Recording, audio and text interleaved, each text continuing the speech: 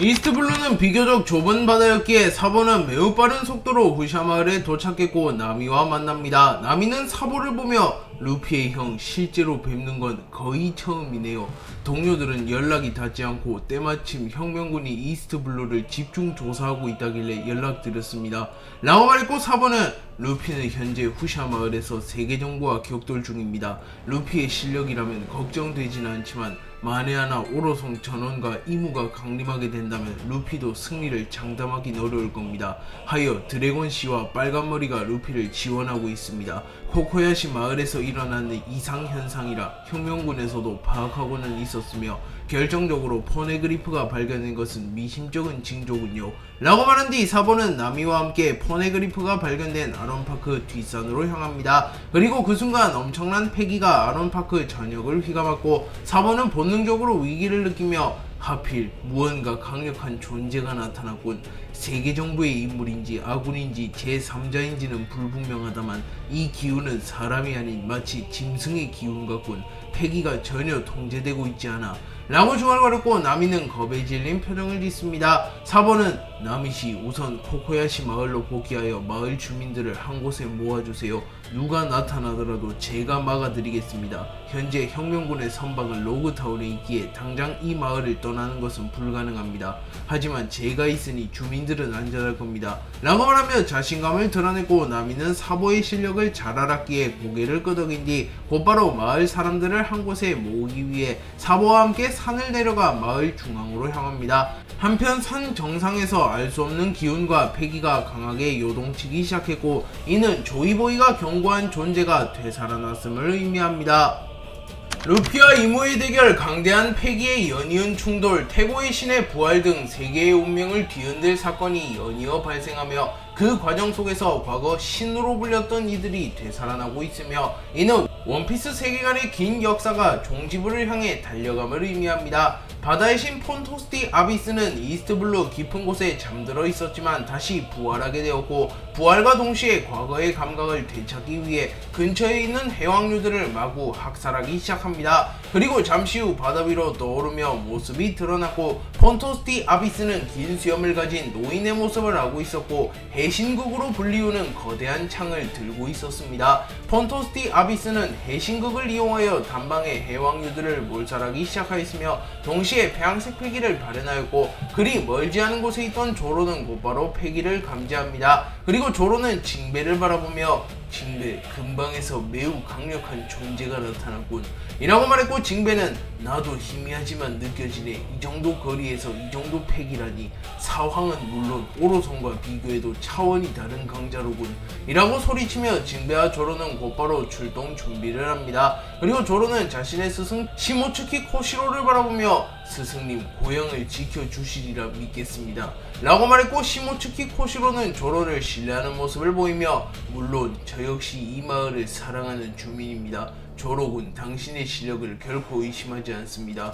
당신은 매눈조차 꺾은 세계 제일의 거모이니 허나 최고의 자리에 올랐다고 해서 방심하면 안됩니다. 세상에는 예상치 못한 강적들이 즐비하니 라고 조언해 주었고 조로는 이무, 루피, 아이기스를 떠올리며 물론 저조차 넘지 못한 남자들이 있으니 겸손해야겠지요. 하지만 이번만큼은 제가 반드시 이길 겁니다. 제 직감이 그렇다고 말하고 있거든요. 라고 말하며 자신감을 드러냈고 징베는 곧바로 조로를 등에 태운 뒤 바다를 가로지르며 폰토스티 아비스의 기운이 느껴지는 곳으로 향하려 합니다. 그리고 폰토스티 아비스는 해왕류들을 학살하며 과거의 감각을 어느 정도 되찾는 데 성공했으며 테어의 손짓을 받으며 일시적으로 기량을 끌어올려 과거 태고의 시대 즉 자신의 전성기에 버금가는 힘을 되찾게 됩니다. 그리고 폰토스티 아비스는 자신에게 접근 중인 조로의 기운을 느끼며 누구냐 이토록 강한 패기를 가진 녀석은 이라고 소리를 치며 꽤나 불쾌 긴장한 듯한 표정을 지으며 조로가 접근 중인 방향을 바라봅니다. 조로와 징베는 폰토스티 아비스가 부활한 해역 근처까지 오는데 성공했고 바다 전체에서 매우 거대한 소용돌이와 함께 한 남자가 바다 위에 떠있는 모습을 목격합니다. 조로는 이를 바라보며 패기의 근원은 저 녀석인가? 가까이서 보니 더 이질적인 존재로군 이라고 말했고 징베는 긴장한 듯한 표정을 지으며 저 정도 패기라면 최소 오로성을 초과하는 강자로군 이라고 말합니다. 폰토스 아비스는 조로와 징베를 바라보며 이 시대에 이 정도의 강자가 존재하다니 애송이 이놈의 이름이 뭐지? 라고 물었고 조로는 룰루노와 조로 세계 최강의 검사다 라고 말한 뒤 곧바로 자신의 검 세자루를 꺼내들며 전투태세를 갖추었고 징베는 조로군 잠시만 혹시 저 녀석도 대지의 신이라는 자처럼 아군일지 모르네. 나는 징베라고 하오. 실례지만 대지의 신이라는 존재를 아시오. 그분은 태양신 니카의 동료로서 태양신 니카의 의지를 이은 남자 몽키디 루피를 도와주셨소 라고 말하며 우선은 대화를 시도해보려 합니다. 바다의 신 폰토스 아비스는 대지의 신과 태양신 니카라는 이름을 듣자 표정을 구기며 이 녀석들 니카의 잔재로구나. 니카와 엘 그들은 한때 나의 전우였었다. 하지만 헛된 이상을 꿈꾸는 안일한 생각과 자유라는 명목에 과도한 평등을 추구하며 결국 놈들이 꿈꾸는 세상은 오지 않았지. 아니 이론상 불가능한 세상이다. 모든 종족이 평등한 것은 생물학적으로 불가능하지 않는가. 강자가 모든 것을 지배하고 쟁취하는 강자존의 법칙 그것은 생명체에게 필연적인 권리이다. 오로지 태고의 신만이 세상을 지배할 자격이 있다. 그분은 그야말로 군림하기 위해 태어난 존재.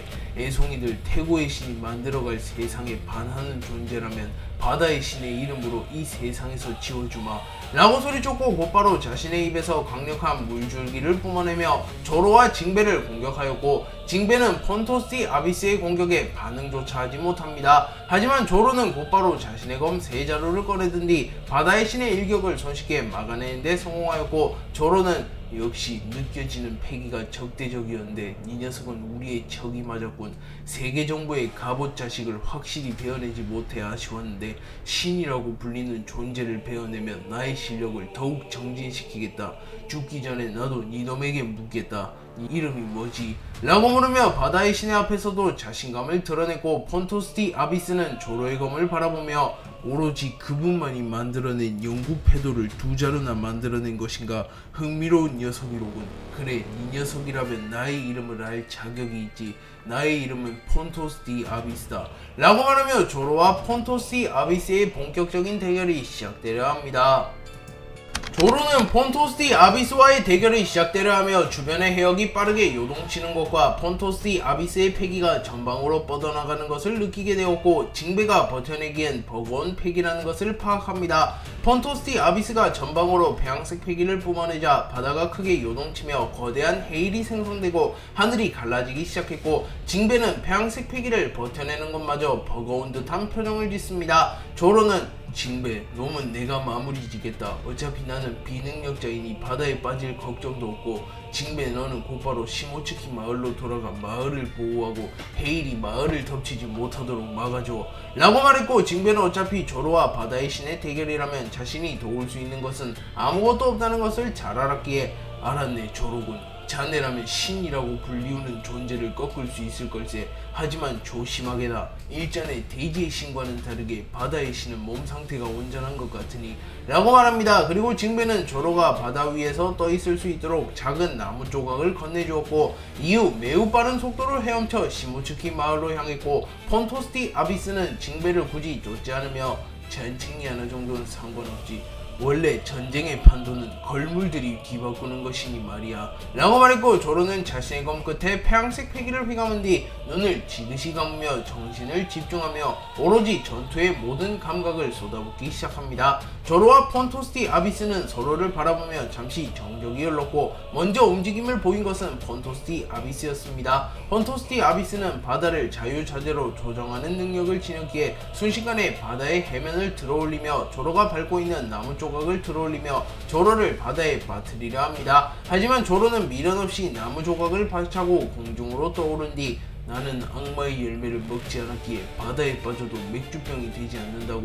또한 멍청하게 바다에 빠질 레벨은 애진작에 넘었다 라고 소리친 뒤 3도류 5위 신감 무태를 사용하여 순식간에 폰토스 아비스의 복부를 베어버렸고 폰토스 아비스는 배신 충격을 사용하였고 순식간에 주변 해역의 물이 모조리 응집되어 매우 거대한 물덩어리가 되었고 그 덩어리는 조로를 짓눌러버립니다. 하지만 조로의 3도류 5위 신감 무태는 아이기스의 갑옷마저 뚫어낼 수 있을 만큼 강력한 기술이었기에 폰토스티 아비스의 해신 청격을 순식간에 뚫어낸 뒤 폰토스티 아비스의 복부에 깊은 상처를 낸 데 성공하였고, 폰토스티 아비스는 당황하는 표정을 지으며 조로를 바라봅니다. 그리고 조로는 감겨진 자신의 눈을 뜨며 엄청난 폐양색 패기를 뿜어내며 신이라고 불린다고 해서 우쭐거리지 마라. 이 녀석이 가진 모든 것을 쏟아붓지 못한다면 그것은 곧 처참한 패배로 직결될 테니 라고 말하며 자신감을 드러냈고, 자신을 은연중에 무시한 폰토스티 아비스에게 일침을 가합니다.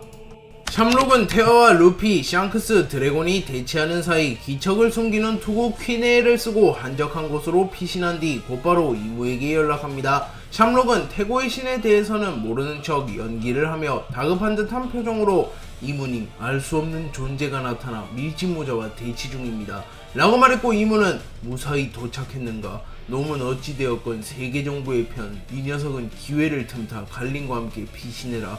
이후 거프의 목을 들고 그곳으로 향해 우리의 다음 계획을 진행해라 라고 말했고, 샴록은 알겠습니다. 허나 제가 봐온 놈은 시한폭탄 같은 존재, 아군이라는 개념이 존재하지 않기에 멋대로 후샤 마을을 이탈했다간 되려 놈에게 공격받을 가능성도 존재합니다만 이라고 말했고, 이모는 그 부분은 걱정할 필요 없다. 놈은 강자와의 대결을 갈구하는 전투광 밀짚모자와의 대결이 시작된다면 이 녀석과 갈링은 신경도 쓰지 않을 것이다 라고 말했고, 샴록은 듣던 중 다행이군요. 알겠습니다. 아버님에게 투구를 건네주어 탈출시킨 뒤 저는 겐타이와 합류하여 그곳으로 향하겠습니다 라고 말합니다. 샴록은 이모와의 연락이 끊어진 후 루피와 테어의 대결을 바라보며 밀짚모자, 이모, 테어, 놈들이 도달한 영역은 분명 나로서는 평생 닿을 수 없는 만인지상의 경지로군. 허나 세상의 정점에 서는 것은 반드시 최고의 기량을 가진 자가 아니다. 세상의 법칙을 가장 잘 이해하고 움직이는 자이지. 이무, 밀짚모자, 테어, 서로를 물어뜯고 자멸해라. 언젠가 세계의 운명을 건 최후의 전쟁이 펼쳐지는 그날, 세계의 정점에 섰던 세계의 태양이 모두 사라진다면 비로소 피거랜드 가문과 내가 정점에 서는 날이 올 테지 라고 말하며, 자신이 루피, 이무, 테어의 영역에 닿을 수 없는 것은 인정하지만 루피, 이무, 테어를 이용할 수만 있다면 분명 기회는 찾아올 것이라고 말합니다. 테어가 루피를 한 차례 날려버리는데 성공한 이후 루피는 조이보이와 샹크스만이 각성한 의지를 가진 배양색 회기의 힘을 각성하는 데 성공하였고, 곧바로 자신의 손에 휘감으며 테어를 향해 다가가려 합니다. 하지만 그 순간 드래곤이 나서며 곧바로 비룡승운을 사용하고자 하였고, 드래곤은 하늘 열매의 힘을 극대화시키며 테어를 바라보며 이 기술로 놈을 잡아낼 거라고는 생각하지 않는다. 허나 갈림과 피거랜드 왕국의 왕조차 절명시킨 이 기술이라면 놈에게도 분명 치명상을 넣을 수 있을 터 라고 생각한 뒤 곧바로 비룡승운을 사용하였고, 하늘에서 엄청난 양의 구름이 몰려오고 폭풍우와 번개가 휘몰아치기 시작합니다. 그리고 이를 본 샹크스는 감탄하는 모습을 보이며 혁명군 총사령관 드래곤, 과연 루피의 아버지라는 건가? 단기간에 이토록 강해지다니, 오로송조차 초살내버릴 수 있는 강력한 기술을 자유자재로 다루다니 라고 말합니다. 드래곤이 비룡승운을 사용한 직후 하늘에서 환한 빗줄기와 함께 황룡이 모습을 드러냈고, 황룡은 후샤 마을과 인근 해역 전체를 뒤덮을 만큼 강력한 기운을 뿜어내며 보유합니다. 그리고 이후 황룡에게 성스러운 빗줄기가 휘감겼고 곧바로 테어를 향해 날아가려 합니다. 하지만 테어는 여유로운 표정을 지으며 수준이 높은 녀석들이 질비한 시대로구나. 가히 신의 경지에 올랐다고 할 만한 녀석들이 많군. 허나 세상의 진정 신이라고 불릴 수 있는 남자는 오로지 나 테어뿐이다 라고 말한 뒤 곧바로 드래곤의 기술 비룡승운을 상위 호환격으로 구현화시켜버립니다. 참고로 테어는 타인의 기술을 그대로 구현화할 수 있으며 기술의 강함과 완성도는 시전자의 강함과 기백에 비례한다는 철칙이 있었기에 테어의 비룡승운은 드래곤의 비룡승운보다도 더 강력한 위력을 동반합니다.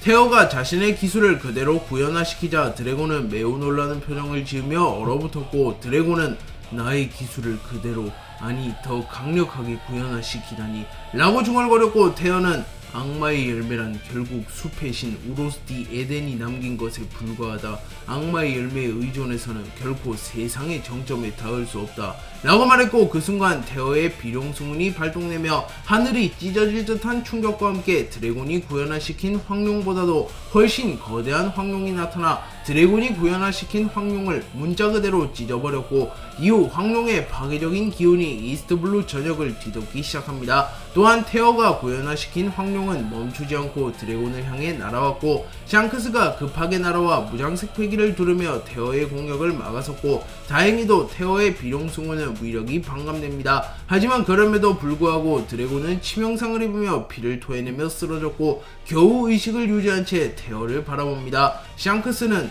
드래곤 너무 무리하지 마시오. 결국 이 싸움을 끝낼 수 있는 남자는 루피. 우리는 루피를 최대한 도와 저 괴물을 쓰러뜨려야 하오.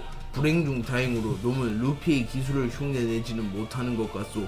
그게 가능했다면 애진작에 루피의 기술을 사용했을 터인데, 라고 말합니다. 그리고 이를 들은 테어는 만족한 듯한 표정을 지으며 빨간머리 훌륭한 통찰력이로구나. 그래, 이 녀석의 말대로 나조차 밀짚모자의 능력을 흉내내지는 못한다. 놈의 힘의 기원은 태양신 니카, 숲의 신의 힘에서 파생된 일반적인 악마의 열매 능력과는 다르지. 또한 밀짚모자는 니카의 기술을 더 발전시키며 자신만의 영역에 도달했고, 그 힘은 나조차 흉내낼 수 없는 힘이다. 라고 말하며 루피는 애초부터 숲의 신이 남긴 악마의 열매가 아닌 니카의 의지가 담긴 능력을 다루며 니카조차 도달하지 못한 기어 6에 도달했기에 테어조차 루피의 능력을 흉내내지는 못한다고 말합니다. 테어는 드래곤의 비기 비룡승운을 상위 호환격으로 재현하며 드래곤에게 치명상을 넣은 데 성공합니다. 그리고 테어는 기세를 이어가며 루피에게 접근하려 합니다. 하지만 그 순간 테어의 심장이 크게 울리며 테어는 가슴을 부여잡으며 주춤했고, 테어는 3000년 만에 부활한 직후 무리한 탓인가, 이런 더러운 기분을 오랜만에 느껴보는군. 허나 이 정도로 주춤할 거였다면 난 결코 정점에 서지 못했을 것이다. 승자란 결국 경쟁자들을 짓밟고 선두에 서는 자에게 주어지는 칭호.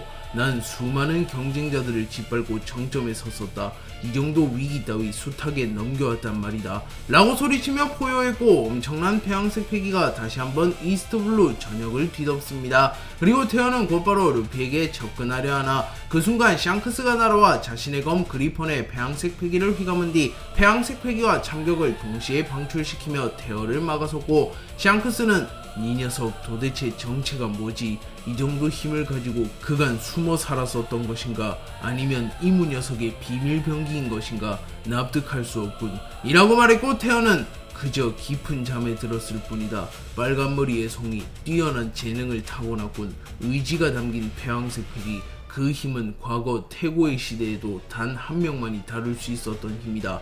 라고 말했고, 샹크스가 다루는 의지가 담긴 폐왕색 패기를 다룰 수 있는 인물은 샹크스, 조이보이, 루피를 제외하면 태고의 시대에도 단 한 명밖에 없었다고 말합니다. 하지만 샹크스는 동요하지 않으며 감각을 곤두세웠고, 테어는 샹크스에게 천천히 다가간 뒤 자신의 검 창세신검에 폐왕색 패기를 휘감습니다. 그리고 곧바로 태고의 검식 천능을 사용하였고, 잠시 후 하늘에서 푸른 번개가 칼에 휘감기고 주변의 모든 움직임이 강제로 멈춰지며 샹크스의 몸 전체가 그대로 굳어버립니다. 그리고 샹크스는 본능적으로 무장색 패기를 사용하여 저항하려 하나, 테어의 권능이 너무나도 강했기에 샹크스는 무장색 패기를 시전조차 하지 못하며 위기에 빠집니다. 하지만 그 순간 하늘에서 마치 번개가 내려치듯 엄청난 범위의 폐왕색 패기가 날아와 샹크스의 주변을 감싸며 테어의 태고의 검식 천능을 막아섰고, 폐왕색 패기는 마치 주인을 지키는 수호신처럼 테어의 공격을 막아섭니다.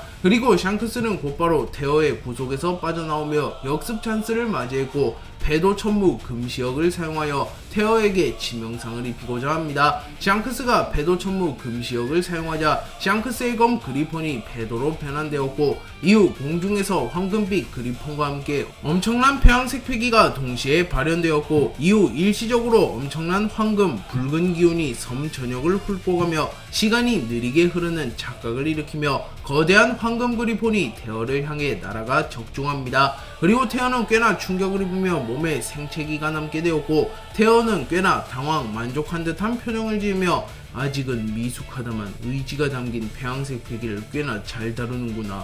훌륭하군 빨간머리. 앞서 상대했던 얼굴에 문신이 있는 녀석도 마찬가지고 이 시대에도 훌륭한 호걸들이 많구나. 좋다. 이제 이 녀석들에게 예우를 갖춰 진지하게 상대해주마. 라고 말했고 그 순간 테어의 분위기가 완전히 변하게 되었고 테어의 양눈에서 각각 하얀 빛과 검은 빛이 흘러나오기 시작하였고 순식간에 섬과 해역 전체의 자연현상이 일시 정지되며 매우 고요한 상태로 변화하며 마치 우주 공간이 구현된 듯한 착각을 불러일으킵니다. 그리고 샹크스는 폭풍전야의 상황이로군 이라고 말했고 그 순간 드래곤이 전장으로 복귀하며 정말이지 터무니없는 힘이군 이라고 말하며 긴장한 듯한 모습을 보입니다.